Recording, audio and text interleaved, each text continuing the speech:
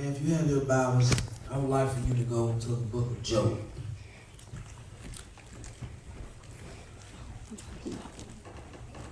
Yeah. We're going to Job, the first chapter. And we're going to the 6th verse. Amen. If you have it, say amen. Man. Amen. The word of the Lord reads, Now there was a day when the sons of God came to present themselves before the Lord, and Satan came also among them. And the Lord said unto Satan, Whence thou comest? Then Satan answered the Lord and said, From going to here and fro, and the earth, and from walking up and down the house, and about all that he had on every side. Thou hast blessed the work of his hand, and the substance and increase in the land. But put forth thine hand now, and touch all that he hath, and he will curse thee to thy face. And the Lord said unto Satan, Behold, all that he is in thy power, only upon himself. Put not forth thine hand. So Satan went forth from the presence of the Lord. Amen. Father, I ask you now that the meditation of my heart and these words that come out of my mouth will be acceptable in thy sight. God, we ask you now, God, that we bind up every satanic attack. We bind up every demon, every devil that don't want this word to go forth. In Jesus' name we pray, amen. Amen. Amen. If I were used for a subject this morning, it would simply be hold to the promise. Help us. Look at a neighbor and say, Neighbor, hold to the promise. Hold to the promise. In this text, the devil was looking for somebody to mess with. And the Lord said, Have you considered my servant Job? He is perfect and upright, one who feared God and hates evil. Then the devil said, Job fears God for now, but touch everything he gave him and watch him curse you to a faith. And God said in layman terms, do what you want to do, but don't hurt him. We wonder why things happen to us. It's God letting the devil tempt us to see what you would do. But you won't get hurt. So Job is tempted by the enemy and start losing things. He loses his possessions. He loses his children and his health. And his health is affected. And he even uses his will to live. All right. In our life, we wonder why we go through the things that we go through. The enemy will try everything to stop us from going forth in our walk with God. All right. Not only our walk with God, but in our finances, in our marriages and relationships, and in our health. The enemy will go so far and even messing with the people. He will start messing with the people who you love the most. Their health will start being affected. Their finances will start being messed up. Their relationships will start being messed up. The enemy will start messing with the folk that are close to you that you really love. The devil don't play fair, so if he can get you, he'll get somebody who you know will make you weak. All right. Say, for instance, you have a family member that you care a lot about. Say if it's your mother or your father, somebody like that. The devil knows what to do to them to make you fall. All right. He will also cause a split in the relationship in our families just to set us off focus with God. The enemy will put our bad habits back in our faces. He will put people in our faces to distract us. He will try everything that you did to get you off course with God. He knows what demons to get to you to attack your surroundings. Because of this season, he don't want your money. But once he starts messing with it and you start seeing problems happen and you wonder why stuff happened, you know it's because he got stuff popping up out of nowhere. The enemy doesn't want your body because he know how to tempt you to make you do things with your body that you're gonna regret. He don't even want your cussing mouth because he know who to get to make you go off the edge. Oh my. He don't want none of that. He wants your mind. Yes. Because if he can get your mind to change your view of God, he know you will be far off from where you are now. All right. But if you ask God to cover your mind, the devil can't take your mind. But what he will do is put your mind in a state that nothing will get better until I go back to who I am. Oh my. Okay. You were different back then because of who you are now. All right. Some of us, truth be told, we want to go back to that place. Because when we go back, we ain't got nothing to turn to. My God. So the devil will say, you had this and you had that. Now I want you to come back with me. And in your mind, we think that it's good for us to go back to our old ways because even on the other side, things wasn't better. Even now on this side, stuff still ain't better. That's right. That's right. And the only thing the devil wants is for us to come back on his side. Job lost everything, and his wife told him to curse God and die. But Job told her, you sound like a foolish woman. Anytime you're going through something and people who's supposed to have your best interest, or people who's supposed to be your best friend, and they tell you to drop God and believe what they believe and do what they do, that's the very moment that you need to drop them. Because watch this, anybody that's going to break you and not build you is not the person you need to be connected to. See, you already facing trouble on every hand. You're losing everything you got. The last thing you need is to listen to someone who ain't been where you are. All right. Have you ever had that person in your life who always want to give you advice on stuff and want to tell you how to do this and do that, but they ain't never been through what you went through?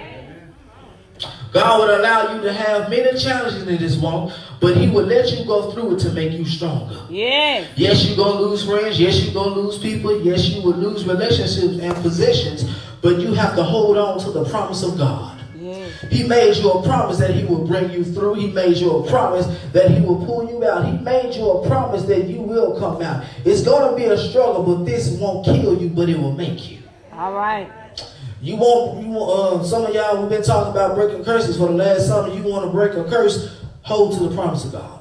Yes. Do something your family didn't do. Say things your family didn't say. Decree things that your family didn't decree. You want to stop the devil from fooling with everything that's connected to you, hold on to the promise. Yes. If you're tired of the devil messing with you and you're tired of the devil messing with the people you're connected to, hold on to the promise. Yes. What is a promise? It is a declaration or assurance that a particular thing will happen. So in other words, what you are holding to is the promise that God will make for you. Yes. While holding on, there are 3 things you need to do. Told y'all I'm not going to be long, so if I finish real quick, just know this is the quickest time y'all going to get out of church. Number 1, don't give up. Giving up is not an option in this season. It seems easy, but it's not best to do it. All right. We might see in our eyes that giving up and calling it a quits will be better. But the better it can be is hard. All right. The easy way isn't the easy way. The hard way is the easy way. Yeah. Because if it's hard, it's worth every single fight. All but right. If it's easy, it's not worth the fight. All right. In the book I was reading that somebody gave me called The Tale of 3 Kings. It deals with David coming into a new level. And while he is dealing with coming up into a high level, things start happening. People start treating him a certain type of way. Folks start lying on him. Folks start talking about him. Folks really just start throwing darts at him. And there was a question that said, what do you do when darts are being thrown at you? The author said something that was crazy, but it was powerful. He said, get stabbed to death. Which means the enemy comes and throws darts at you to keep you from reaching your destiny. But if you act like you're dead, the devil can't harm you. Because in his eyes, you are dead. He think he got you. He can't throw none of this if you dead. Because if you know anything about playing darts, when you are throwing a dart at a dartboard, it sticks to the board. And it also comes off. So when you're getting stabbed to death, you're not dying. You're actually living through the darts. Because when he throw a dart, the Lord get in front of him and block it. My God. Number 2, don't go back to sin. I know we go through a lot, and ain't no doubt in my mind that a lot of things that we used to do, we want to go back to it. The devil will make it so hard for you that he will make a path for you to go back and sin. The devil know you like to drink and your money isn't looking good and you're going crazy and you're stressed out. So one of your friends call you and say, let's go out for drinks. You tell them no the first time. They call you again. Let's go out for drinks. You say, no, I'm not going this time. They call you again. Let's go out for drinks. No, I don't want to go out and drink right now. They call you again. And just because they're getting on your nerves, you go ahead and say, come on, let's go. And at that very moment when you say, come on, let's go, is at that very moment you could have got your deliverance. But because you didn't get it, you went to go drink. Watch this. When you went to go drink, it wasn't no regular drink. Because the devil know what you like. Help us. Help us. I'm talking to myself even though I'm talking to y'all. The devil know what you like. The devil knows some of y'all like Ciroc. The devil knows some of y'all like vodka. He knows some of y'all like Blue Kinky. I don't even know if y'all still drinking. That used to be my favorite. And he know what you like. And can I help you out? The devil don't have nothing new. He just has a new trick. Come on, Rook. To get you to go back to what you were doing. And so now, since you went to the bar with your friend and you're sitting there talking and you take a sip, now all of a sudden you're going back to your first sip. Not only because it was your first sip, but it was because of what you like. Maybe drinking ain't your problem. Maybe smoking weed is your problem. All right. And you sitting at home really going through and one of your family members come back with a blunt knowing you can't have it or trying to stop. You can smell it because it's loud. Yeah. Y'all know what that loud smell like. And you saying in your mind, it smell good. I really want to hit it, but I know I can't because I'm trying to get somewhere in God. But because it smells so good in your mind, you're like, I'm finna go and do this right quick and I'm going to repent later. But watch this. As soon as you do it, you're going to miss your breakthrough again. Yes. My God. Okay. Yes. Okay. Watch this. They know you can't smoke no weed right now. They know you're trying to fly the right path. They know you're trying to do right. And all of a sudden, they put it out and they say, you want to roll up? Knowing you a pro at rolling up. My God. Y'all, that's okay. Y'all got to say nothing. They guilty. They quiet. Well, you know, I'm a prophet. I can see. Anyway. So now they tell you to roll up. You start rolling up. It looks good to you because you the one that rolled it up. So they pulled out a line and say, I don't like this. I'm like, you like, bro, no, I'm not finna do this. I can't do this. I got too much on the line right now. I can't do this. Yeah. All of a sudden, you go ahead and do it. Now, you back smoking weed again. Not even thinking about that you could have passed it by praying.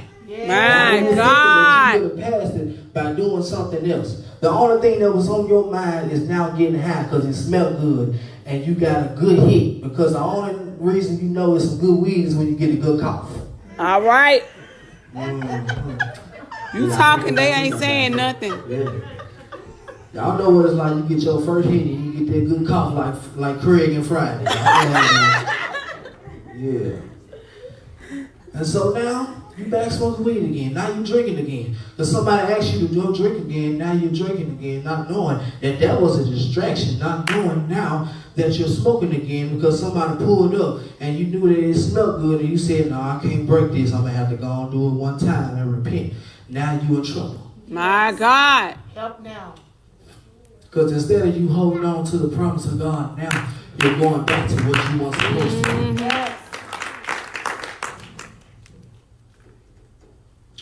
Drinking may not be your problem. Weed may not be your problem. Cussing might be an issue. Amen. Yeah. No matter what it is, don't allow your present situation to stop you from getting to where you're trying to get to. All right. Yes. The devil know who to get on your phone and call to make you get mad. Oh, wait. The devil know the right person to push that one button. Yes, he does. Because then now you'll go from speaking in tongues to saying something else. Oh, my. You want it. Now, you cussing again. Not only not you drinking, you still smoking again, and now you're cussing. So now basically, you back where the devil wants you to be. Yes. Because now instead of you holding on to the promise, you obeying the devil. My goodness. And not only you're not just obeying the devil, you're obeying your flesh. Yes. That's it. When you do things like this, and you got situations going on, you can't go back to who you was. That's right. Now, you might not have nothing left. But if you got a praise, you can hold on to it. If you got to worship, you can hold on to it. All right. And you can do what? Move forward. That's right. Okay, watch this. I don't never do examples, so this must be the Lord. Come here, Tammy. Hey, Sitting right over there. And Tammy gonna represent the person who trying to get to God. I'm gonna be God, okay? Now turn around. Yeah. Now, try to get to me. Yep, backwards. Okay, now stop. Now go that way. This one. Mm-hmm. Stop right there. Now come back. Now stop right there. Now y'all see what Tammy doing?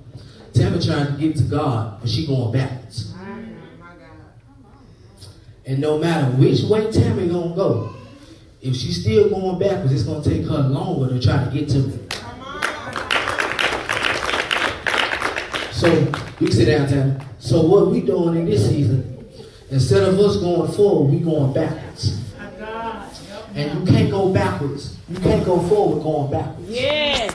Yeah. So in this season, God said, I don't need you to go backwards. I need you to come to me. Yeah. Because watch this. The thing about going backwards is you may actually get to God, but now you have to watch so you won't fall. Oh my goodness. Now you got to watch what you won't trip over just to get to God. When the only thing you had to do was turn around and go straight to Him.